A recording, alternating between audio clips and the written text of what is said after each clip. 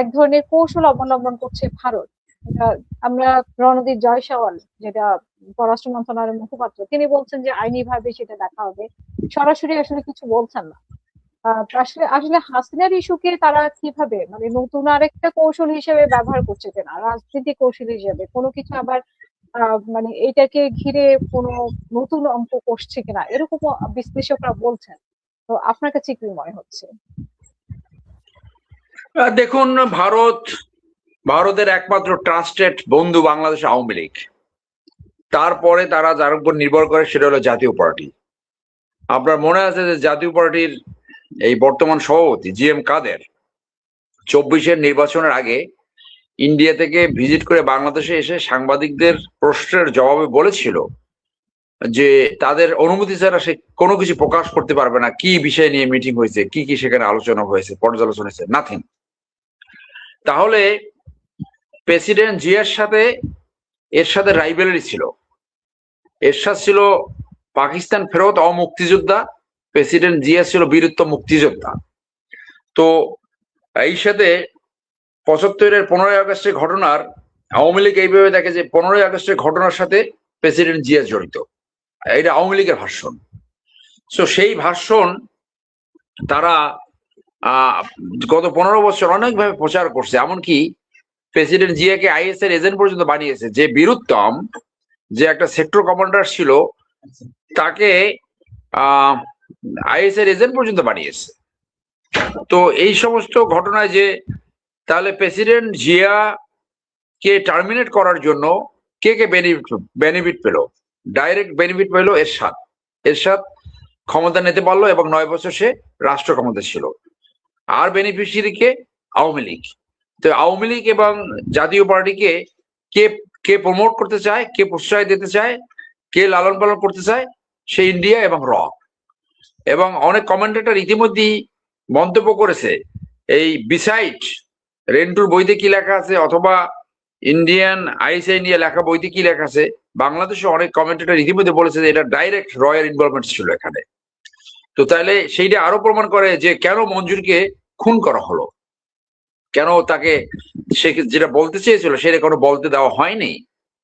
তো এই সবকিছু কিন্তু আপনি একটা রিজনেবল অ্যাজাম্পশন আছে, যেটা আপনি অ্যাসেসমেন্ট, সেই অ্যাসেসমেন্টে এটা ক্লিয়ারলি এটা কনক্লুড করা যায় যে এটার সাথে রয়ের ইনভলভমেন্ট অত্যন্ত অ্যাপারেন্ট। এবং সেইটা কিন্তু কোনো যারা এই কিলিং মিশনে ছিল, যারা এই কুয়ের সাথে সরাসরি জড়িত ছিল, কারো মুখ থেকে সেটা শোনা যায় নাই। তো সেই সুযোগ আসছে মেজর মুজাফফর যদি এইটার পিছনের যে প্ল্যান, পরিকল্পনা, ষড়যন্ত্র, ফরেন ইনভলভমেন্ট, এইগুলা নিয়ে এর পরের যে প্ল্যান, এইগুলা সেই একমাত্র চাক্ষুষ সাক্ষী যে ডাইরেক্ট কিলিং মিশনে ছিল। প্রেসিডেন্ট জিয়া তাকে দেখে তাকে বলেছিল তোমরা এখানে কি চাও? সে বলছে যে আপনি ডোন্ট বি অ্যাফ্রেড, আপনি ভয় পেন না। এর তখনই পাশে দাঁড়ানো ছিল কর্নেল মতি, সে তাকে গুলি করে হত্যা করে। এরপরে সে জেনারেল মঞ্জুরকে জানায় the president has been killed, এবং পরের দিন সকালে তার লাশ লুকায় রাখার জন্য সে এবং আরেকজন অফিসার যে রাউজানে সেই লাশ দাফন করেছিল। তো এইগুলো তো আমরা ইতিমধ্যেই জানি বিভিন্ন বই লেখা, বিভিন্ন ফ্যাক্টসের মাধ্যমে। তো এই সবকিছু যদি আপনি অ্যানালাইসিস করেন তাহলে বোঝা যাবে এখানে রয়ের ইনভলভমেন্ট রয়েছে। বাংলাদেশে যে কোনো ঘটনায় রয়ের একটা হাত থাকে, যেমনটি এই বিডিআর হত্যাকাণ্ডে ঘটিয়েছে। সো এই দেশকে তারা তাদের কবজায় আওয়ামী লীগের সময় যেভাবে তাদের নিয়ন্ত্রণে নিয়েছিল, এই নিয়ন্ত্রণ নেওয়ার জন্য তারা 1971 সালে স্বাধীনতার পর থেকে তারা চেষ্টা করছে। সেইটা কখনো তারা সফল হয়েছে, কখনো বিফল হয়েছে। পৃথিবীর কোথাও কিন্তু সফল না আদার দেন বাংলাদেশে আওয়ামী লীগের কারণে তারা গত 15 বছর যেভাবে খুশি সেইভাবে বাংলাদেশকে চালিয়েছে। রাডার স্টেশন থেকে শুরু করে বাংলাদেশ লুটপাট ইত্যাদি সবকিছু করেছে, এবং বাংলাদেশে তাদের একমাত্র উদ্দেশ্য হলো লুটপাট করা।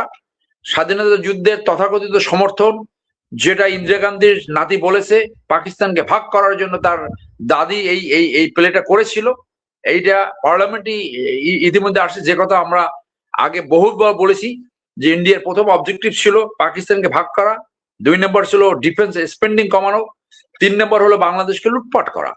স্বাধীনতা যুদ্ধের পরে তারা হাজার হাজার ট্রাক দিয়ে সমস্ত অস্ত্র, গোলাবারুদ, টাকা, এমনকি ভ্যাসিন পর্যন্ত খুলে নিয়ে গেছে। এবং গত 15 বছর একইভাবে বাংলাদেশকে তারা লুট করেছে। তো সেই দেশের গোয়েন্দা সংস্থা বিএনপিকে, যারা এন্টি ইন্ডিয়ান পলিসি গ্রহণ করে দেশের স্বার্থে, বিএনপিকে যে বেকায়দায় ফেলবে, বিএনপিকে যে তারা বিভিন্ন ধরনের ষড়যন্ত্র করবে বিএনপির বিরুদ্ধে, এটা তো অত্যন্ত পরিষ্কার। তো সেই ক্ষেত্রে ওই সময় রয়ের ইনভলভমেন্ট এই খুনের সাথে জড়িত বলে ধারণা করা হয়। তো সুযোগ আসছে সেইটা, এই মেজর মোজাফফর সে যদি সত্য কথা বলে যায়, তাকে সেই জিজ্ঞাসাবাদ করা এবং তার বক্তব্য যদি পেশ করে, সেটা জাতির জন্য ভালো হবে। মানুষের একটা টেন্ডেন্সি থাকে মরার আগে কিন্তু সত্য কথা বলে যায়। ওনার যদি ফাঁসি হয়ে যায়, ফাঁসি হওয়ার সম্ভাবনা বেশি। ওনার ফাঁসি হলে উনি বলে যেতে পারে সত্য কথা আসলে কি হয়েছে, এবং দেশের জন্য অন্তত এই কাজটা করে যেতে পারে, সত্য কথা প্রকাশ করে যাওয়া। তো উনি কি প্রকাশ করবে, কি বলবে, সেটা সময় বলে দেবে। তো আমরা সেটা অপেক্ষায় আছি যে একজন লিভিং অ্যাক্টর যে এই ঘটনার সাথে সরাসরি জড়িত ছিল, এবং তার সেই সময় চিটাগং ডিপ হেডকোয়ার্টারে G2 অফিস হিসেবে পোস্টিং ছিল।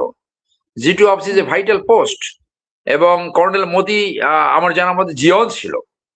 তো এদের কমান্ড চ্যানেলে জিওসির কাছে যখন তখন তাদের যাওয়ার এক্সেস থাকে, ডাইরেক্ট কথা বলার এক্সেস থাকে।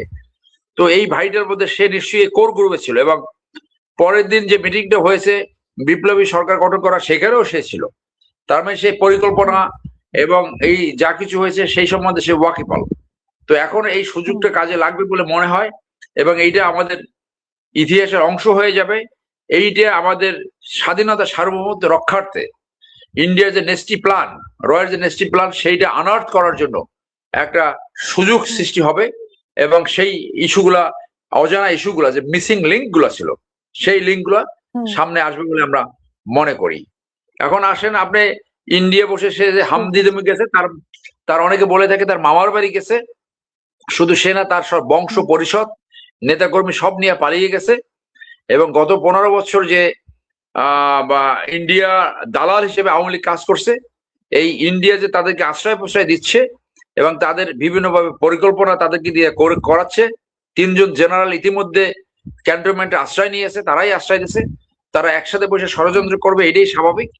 এবং বাংলাদেশে বর্তমান সরকার সেই ষড়যন্ত্র কিভাবে রুখে দেওয়া যায়, সেইটাই হবে তাদের প্ল্যান। সমস্ত দেশপ্রেমিক মানুষকে তাদের সামনে আনা উচিত, যারা গত 15 বছর বাংলাদেশের থেকে সাহসিকতার সাথে কাজ করেছে। শুধু চাটুকার বাটপারকে না নিয়ে ভালো মানুষ নিয়ে দল, মানে সরকার পরিচালনা করা উচিত এই ধরনের ষড়যন্ত্র রুখে দিতে হলে। তো সেই ক্ষেত্রে সে এই যে ষড়যন্ত্র করে যাবে, এটা অত্যন্ত স্বাভাবিক। এবং যারা একবার পতিত হয়, যারা পালিয়ে যায়, তারা মরার একদিন পর্যন্ত এগুলো করতে থাকে, দেশে ফেরত আসার চেষ্টা করতে থাকে এবং ষড়যন্ত্র করতে থাকে। যেমনটা ফার্দিনান্দ মার্কোস ফিলিপিনের, মরার একদিন পর্যন্ত সে ফিলিপিন্সে আসার জন্য চেষ্টা করেছে, কিন্তু আসতে পারে না। পরবর্তীতে বোধহয় তার ডেড বডিটা ফিলিপিন্সে দাপন করা হয়েছে, এরকম কিছু হয়েছে সেখানে। তো সে এটা করতে থাকবে, এটাই স্বাভাবিক। কিন্তু আমার ধারণা সে আসবে না। তার ফেভারেবল সিচুয়েশন যদি সৃষ্টি না হয়, সে আসবে না। সে এখানে কে মরলো কে বাঁচলো সেটা তার দেখা পাবে না। সে তাদের যে ব্লাইন্ড সাপোর্টার আছে তাদেরকে চাঙ্গা করার জন্য এবং পরিস্থিতি সৃষ্টি করার জন্য সে সমস্ত সুযোগ গ্রহণ করবে, এবং বাকিটা নির্ভর করবে সরকারের উপরে। মানুষ যাতে এই ধারণা ক্রমান্বয়ে সৃষ্টি না হয় যে আমরা আগে ভালো ছিলাম। বর্তমান সরকারের সবচেয়ে বড় চ্যালেঞ্জ হয়েছে সুশাসন এবং ন্যায় বিচার নিশ্চিত করা, দুর্নীতিমুক্ত এবং চাঁদাবাজ মুক্ত সমাজ প্রতিষ্ঠা করা। মানুষ যাতে কোনোভাবে ভোগান্তির সৃষ্টি না হয়, এবং মানুষের ভিতরে যাতে ক্রমান্বয়ে এই ধারণা সৃষ্টি না হয় যে আমরা আগে ভালো ছিলাম। মানুষের ভিতরে যদি এই ধারণা সৃষ্টি হয় যে আগের চেয়ে চাঁদাবাজি বেড়ে গেছে, ঘুষ বেড়ে গেছে, অরাজকতা বেড়ে গেছে, রাস্তার ট্রাফিক শৃঙ্খলা ভেঙে পড়েছে এবং আরো ডেটোরেট করছে, এইটাই এই সরকারের সামনে চ্যালেঞ্জ। যদি সেই পরিস্থিতি হয়, তখন মানুষ এটা বলা শুরু করবে আমরা আগে ভালো ছিলাম। এবং যদি এই কথা বলা শুরু করে আমরা আগে ভালো ছিলাম, তাহলেই সেইখানে আওয়ামী লীগ অ্যাডভান্টেজ পাবে, সেইখানে তাদের ফিরে আসার সুযোগ সৃষ্টি হবে এবং তারা যে কোনো ভাবে ফিরে আসার চেষ্টা করবে, এতে কোনো সন্দেহ নাই। তো সেই জন্য এই সরকারের সামনে বহুবিধ চ্যালেঞ্জ এবং অপরচুনিটি, যাতে এই শরীর ফেরত না আসতে পারে সেইভাবে সরকার পরিচালনা করা উচিত। ধন্যবাদ।